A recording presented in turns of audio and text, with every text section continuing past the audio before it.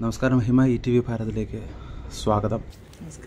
ഹിമയെ കൂടുതൽ ഞാനൊരു പക്ഷേ അറിയുന്നത് ഞാനൊരു ഷോർട്ട് ഫിലിം കാണുമ്പോഴാണ്. യക്ഷം എന്ന് പറഞ്ഞിട്ട് എൻ്റെ സുഹൃത്തായിരുന്നത് സംവിധാനം ചെയ്തത്, ദേവിയായിട്ട് ഉള്ളൊരു കോൺസെപ്റ്റ്. ഒരുപക്ഷെ 2016-ലോ 2017-ലോ ആണത്. 2016-ലാണ്. അക്കാലത്ത് നല്ല ചർച്ചാ വിഷയമായൊരു സബ്ജക്റ്റായിരുന്നു. കഥാപാത്രവും ചർച്ചയായി. എങ്ങനെയാണ് ഇത്തരം ഒരു ബോൾഡായിട്ടുള്ള പല കഥാപാത്രങ്ങൾ അല്ലെങ്കിൽ ചർച്ചാ വിഷയമാകുന്ന പല കഥാപാത്രങ്ങൾ തിരഞ്ഞെടുക്കുമ്പോഴത്തേക്കുള്ള ഒരു മൈൻഡ് സെറ്റ് എങ്ങനെയായിരുന്നു താങ്കളുടെ? ഇപ്പോൾ ഒരു ബോൾഡായുള്ള സബ്ജക്റ്റ് എന്ന് പറയുന്നത് നമ്മളിലേക്ക് എത്തിച്ചേരുന്നതാണ്. ശരിക്കും യക്ഷം അത് വേറെ ആളെ വെച്ച് ഷൂട്ട് ചെയ്തിട്ട് അത് ശരിയാവാനിട്ട് അത് എൻ്റെലേക്ക് വന്നതാണ്. അപ്പോൾ അത് എഴുതുമ്പോൾ എൻ്റെ റൈറ്റർ എൻ്റെ മനസ്സിൽ ഞാനായിരുന്നു. പക്ഷെ അത് വേറെ ആൾ സാന്ദർഭികമായിട്ട് പല പല കാരണങ്ങൾ കൊണ്ട് വേറെ ആൾ ചെയ്തു. പക്ഷെ അത് വർക്കായില്ല. അപ്പോൾ റൈറ്റർ അത് പ്രൊഡ്യൂസ് ചെയ്തിട്ടാണ് വീണ്ടും അത് എന്നിലേക്ക് വരുന്നത്.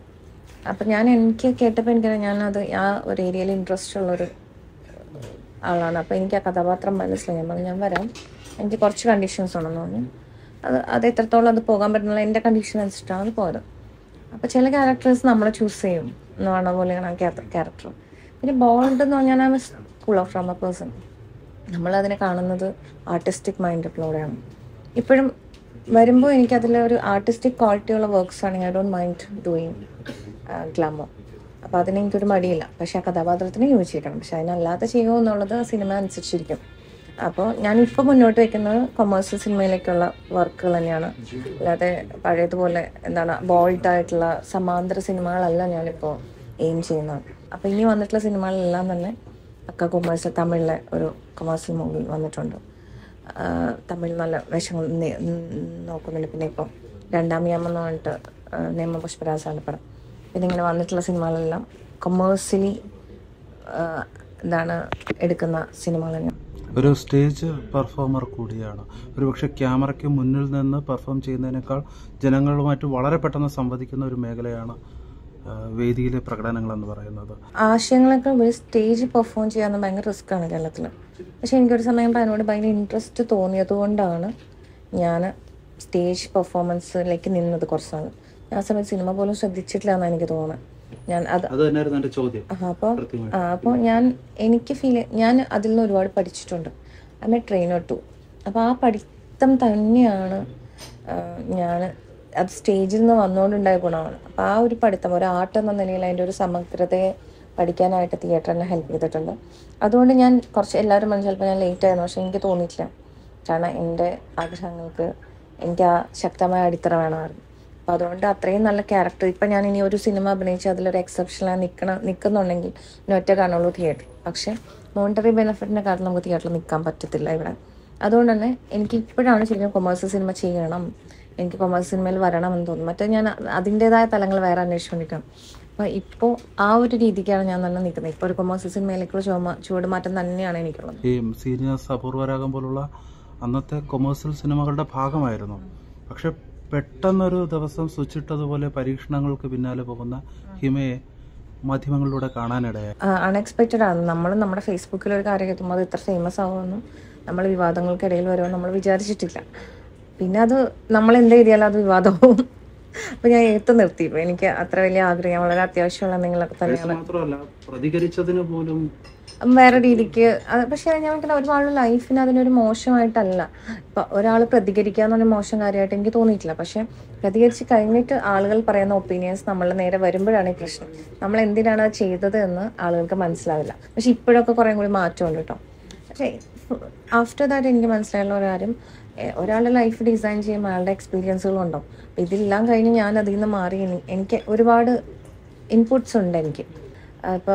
ഇപ്പോൾ ഒരാളെ ഞാനോട് പ്രതികരിച്ചു എന്ന് പറയുന്ന സമയത്ത് ഇപ്പോൾ അതിൽ ഏറ്റവും കൂടുതൽ ക്യാപ്ഷൻസ്, ഈ ആളുകൾ ഇടുന്ന ക്യാപ്ഷൻസ് എന്ന് പറയുന്നത് ഭയങ്കര കോമഡിയാണ്. അപ്പോൾ ഇത് കേൾക്കുന്ന സമയത്ത് ഇത് വായിക്കുന്ന സമയത്ത് അവർക്ക് പലരും വളരെ അവരുടെ ബെനിഫിറ്റിന് വേണ്ടി വളരെ വേറൊരു രീതിയിലാണ് എല്ലാ ക്യാപ്ഷൻസും ജനറേറ്റ് ചെയ്തത്. എന്നെ സംബന്ധിച്ച് ഞാൻ ചെയ്തിട്ടുള്ള കാര്യങ്ങളെല്ലാം എനിക്ക് സത്യസന്ധവും ആവശ്യകതയും ഉള്ളത് എന്ന് തോന്നിയിട്ടുള്ള കാര്യങ്ങളാണ്. പിന്നെ ആസ് എൻ ആർട്ടിസ്റ്റ് ഞാൻ ഡയറക്ഷനാണ് പഠിച്ചത്. പക്ഷേ ആ ഡയറക്ഷൻ ഞാൻ ചെയ്യാൻ ആഗ്രഹിച്ചുകൊണ്ടാണ് ഞാൻ ചിലപ്പോൾ സിനിമയിലേക്ക് ഭ്രാന്തമായിട്ട് ഇറങ്ങി വരാതിരുന്നത്. കാരണം എനിക്ക് ആക്ടിങ് ചെയ്തേ പറ്റൂ എന്നുള്ളൊരു മൈൻഡ് സെറ്റിൽ ഞാൻ നിന്ന് അതിനെ ഡീൽ ചെയ്തിട്ടുള്ളത് അല്ല. പക്ഷേ എനിക്ക് അങ്ങനെ ഒരു ആഗ്രഹം ഉണ്ടായിരുന്നില്ല. പക്ഷെ ഇപ്പോൾ ഞാൻ ഒരു സമയം കഴിഞ്ഞപ്പോൾ ഞാൻ എൻ്റെ ഡിറക്ടോറിയൽ വഴികൾ എന്നൊക്കെ പറയുന്നത് കുറച്ചും ഡിറക്ടോറിയൽ വഴികൾ എന്നൊക്കെ പറഞ്ഞ് ചെയ്യാൻ തീരുമാനിക്കുമ്പോൾ എനിക്ക് നായികയായിട്ട് അവസരങ്ങൾ വരുന്നു. ഒരുപാട് സിനിമകളിൽ നിന്ന്, കൊമേഴ്സ്യൽ സിനിമകളിൽ നിന്ന് തിരിച്ചു വിളിക്കുന്നു. ഇപ്പോൾ ചാപ്പകുത്ത് പോലെയുള്ള മൂവികളുടെ ഭാഗമാവുന്നു. വളരെ നല്ല സിനിമകളുടെ. അപ്പോൾ അത് ശരിക്കും പറഞ്ഞാൽ എനിക്ക് ഫീൽ ചെയ്തിട്ടുള്ളത് ഓരോന്നിനും ഓരോ സമയമുണ്ട്. ഈ സ്വന്തം കലാകാരിയോട് സ്വയം സംവദിച്ചൊക്കെയാണോ ഇങ്ങനെയൊക്കെ? അതെ, കാരണം വെച്ചാൽ ഒരു സമയത്ത് നമ്മൾ തിളച്ചു നിൽക്കുന്ന ഒരു പ്രായമുണ്ട്, 25-26 വരെയുള്ള ഏജ് എന്ന് പറയുന്നത്.